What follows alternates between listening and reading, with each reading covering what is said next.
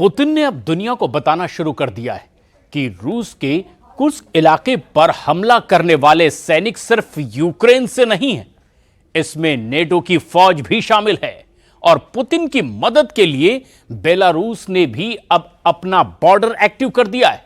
तो वहीं दूसरी तरफ पुतिन की तरफ से बड़ी वार्निंग और ज्यादा खतरनाक है और कहा यह जा रहा है कि ज़ेलेंस्की ने बहुत बड़ा ब्लंडर इस बार अब कर दिया है।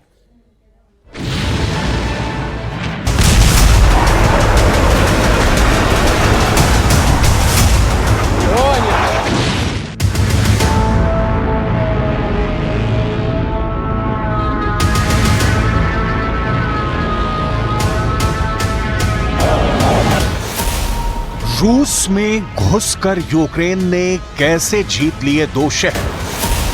ज़ेलेंस्की की सेना के आगे सरेंडर क्यों कर रही है पुतिन आर्मी? क्या रूस यूक्रेन युद्ध में इतना कमजोर पड़ गया है या फिर यूक्रेन को 32 देशों के सपोर्ट के साथ वॉर जोन में मदद मिल रही है?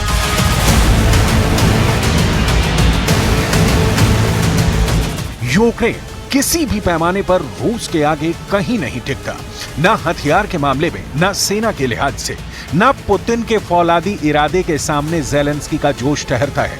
तब फिर रूस एक के बाद एक अपने शहर से भाग खड़ा क्यों हो रहा है? रूस अपने घर में इतनी बुरी तरह से क्यों पिट रहा है? क्या पुतिन बेहद कमजोर हो गए हैं? क्या रेड आर्मी युद्ध से थक चुकी है? ऐसे ना जाने कितने शंकाएं 6 अगस्त से जताई जा रही है, लेकिन पुतिन चुप है। क्रेमलिन से अपने हारे हुए शहरों को दोबारा हासिल करने का दम भरा जा रहा है, लेकिन यह सब इतना आसान नहीं होने जा रहा है, क्योंकि रूस के वॉर जोन में यूक्रेन अकेला नहीं, रूस में नेटो का दम दिख रहा है। वही नेटो फोर्सेस जिसमें दुनिया के सबसे शक्तिशाली 32 देशों की सेना है, उनके हथियार हैं। ये दावा रूस से आ रही तस्वीरों के आधार पर किया जा रहा है। रूस ने आरोप लगाए हैं कि यूक्रेन की मदद के लिए नेटो के हथियार का जमकर इस्तेमाल हो रहा है। रूस ने जो सबूत पेश किए हैं उन्हें देखिए। तस्वीर नंबर 1, कुर्स्क में इटली की बख्तरबंद गाड़ी। वीडियो रूस ने जारी किया है, जिसमें कुर्स्क फ्रंट पर मेड इन इटली बख्तरबंद गाड़ी का ड्रोन से शिकार किया गया है। इस बख्तरबंद गाड़ी से यूक्रेन फोर्सेज रूस के जवानों पर हमले कर रही है, जिसे रूस ने फाइटर ड्रोन लैंसेट से धमाका कर धुआं कर दिया। यहाँ ये भी जान लीजिए कि इटली साल 1949 से नेटो का मेंबर है। तस्वीर नंबर 2, नेटो के हथियार का फाइटर ड्रोन से मुकाबला। अब रूस के रक्षा मंत्रालय की जारी की गई तस्वीरें देखिए, जिसमें लैंसेट ड्रोन से नेटो के हथियारों की तबाही का ट्रेलर दिखाया गया है। कुर्स्क में नेटो के हथियारों के खिलाफ रूस फाइटर ड्रोन के इस्तेमाल को मजबूर हुआ है, क्योंकि जमीन पर रूस की सेना के पैर उखड़ चुके हैं। आसमानी युद्ध में भी रूसी जंगी जेट नहीं टिक पा रहे। नेटो के हथियारों की बदौलत यूक्रेन अब रूस के तीसरे शहर पर कब्जे की तरफ आगे बढ़ चला है। तस्वीर नंबर 3, हिमार्स के धमाके में उड़ा पुल। रूसी विदेश मंत्रालय की प्रवक्ता मारिया ज़खारोवा ने शुक्रवार देर रात टेलीग्राम पर कुर्स्क ब्रिज पर हुए हमले में अमेरिका के हथियार के इस्तेमाल का दावा किया है। ज़खारोवा ने दावा किया है कि हमला हिमार्स से दागे गए रॉकेट लॉन्चर से हुआ, जिससे कुर्स्क का सबसे बड़ा ब्रिज पूरी तरह से तबाह हो गया है। इस हमले में कई नागरिकों की मौत की भी जानकारी दी गई है।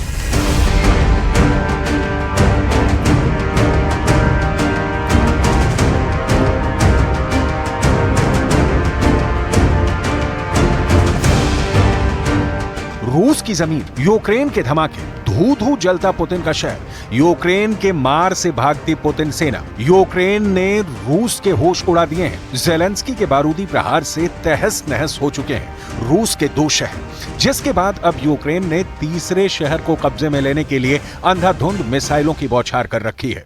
यूक्रेन रूस में टैंक दौड़ा रहा है, फाइटर ड्रोन से रूस को दहला रहा है। ये रूस का रोस्तोव रीजन है। आसमान छूता धुआं ईंधन डिपो से उठ रहा है। धमाका ड्रोन फाइट के बाद हुआ। बारूदी बैटल के बाद रोस्तोव में रूस का तेल डिपो जलकर राख हो गया।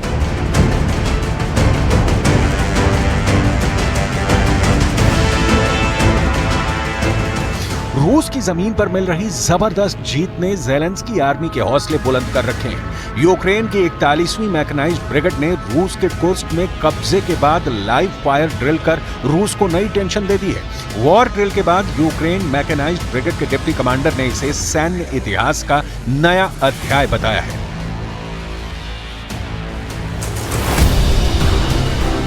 नाटो फोर्सेस के सपोर्ट ने यूक्रेन को रूस में अजेय बना दिया है। रूस से यूक्रेन एयर बैटल में भी दमदार तरीके से लड़ रहा है। उधर रूस को संकट में घिरा देख बेलारूस के प्रेसिडेंट ने पूरे यूक्रेन बॉर्डर पर अपनी फौज तैनात कर दी है। बेलारूस के राष्ट्रपति अलेक्जेंडर लुकाशेंको ने यूक्रेनी सीमा पर 1,20,000 सैनिकों की तैनाती कर दी है। बेलारूस ने बॉर्डर पर भारी मात्रा में बारूदी सुरंगें बिछा दी हैं। यूक्रेन की जीत से भयभीत लुकाशेंको अलर्ट मोड में हैं। लुकाशेंको ने ये तैयारियां 16 अगस्त को पुतिन की उस मीटिंग के बाद शुरू कर दी थी, जिसमें उन्होंने सिक्योरिटी काउंसिल पर सख्ती बरती थी। Добрый день, уважаемые коллеги. Мы с вами поговорим сегодня о новых технических решениях, применяемых в ходе специальной военной операции. Министр обороны Андрей Иванович Белоусов находится на одном из пунктов управления. Он будет работать в режиме видеоконференции.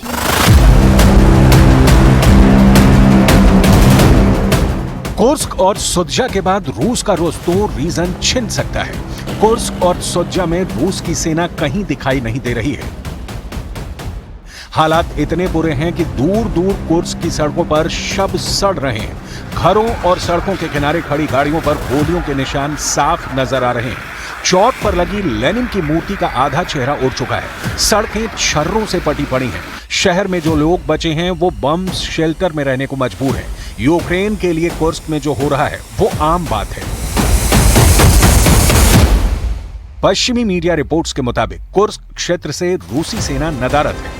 यूक्रेनी सेना को कहीं भी रूसी फ्रंटलाइन सैनिकों का मुकाबला नहीं करना पड़ रहा है। इस इलाके का दौरा करने वाले पत्रकारों का कहना है कि सुद्जा में चारों ओर सन्नाटा पसरा है।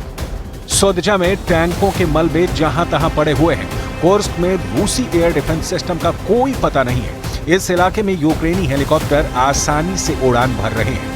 इधर अपने घर में मिल रही शिकस्त से बौखलाई रूस की फौज यूक्रेन में भारी तबाही मचा रही है। ये वीडियो सुमे में रूस के हमले के बाद का है।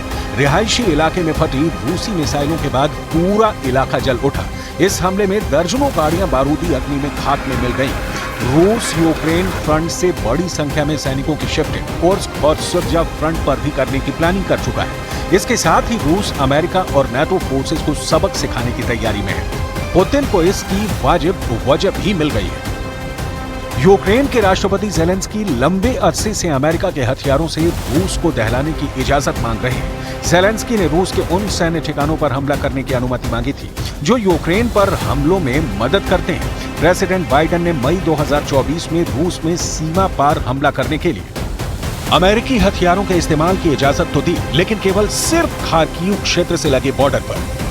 हालांकि अब यूक्रेन खुल्लम खुल्ला रूस में घुसकर उसे अमेरिकी हथियार से तबाह कर रहा है। रूस में हो रहे नाटो के हथियारों का इस्तेमाल पुतिन की धमकी को नजरअंदाज करके किया जा रहा है। प्रेसिडेंट पुतिन ने नाटो फोर्सेस को पहले ही आगाह किया था कि रूस पर हमले में नाटो का नाम भी आया तो परमाणु हथियार से रूस जवाब देगा। अब जब एक दो नहीं दर्जनों हमले में नाटो के हथियारों के सबूत रूसी रक्षा मंत्रालय सामने रख रहा है तो प्रेसिडेंट पुतिन आंख बबूला है। लुकाशेंको के एक्शन मोड में आने के बाद ये भी तय है कि रूस का अगला वार बहुत भयानक होने वाला है। बेलारूस का सनकी तानाशाह पुतिन के एक इशारे पर कोहराम मचाने के लिए कुख्यात भी है। यानी अब अलर्ट रहने का वक्त यूक्रेन के साथ उन पश्चिमी देशों का है जिन्होंने ज़ेलेंस्की को हथियारों से मदद पहुंचाई है। सबसे ज्यादा सतर्क अमेरिका को रहना है, जिसको खुद कभी बख्शने वाले नहीं।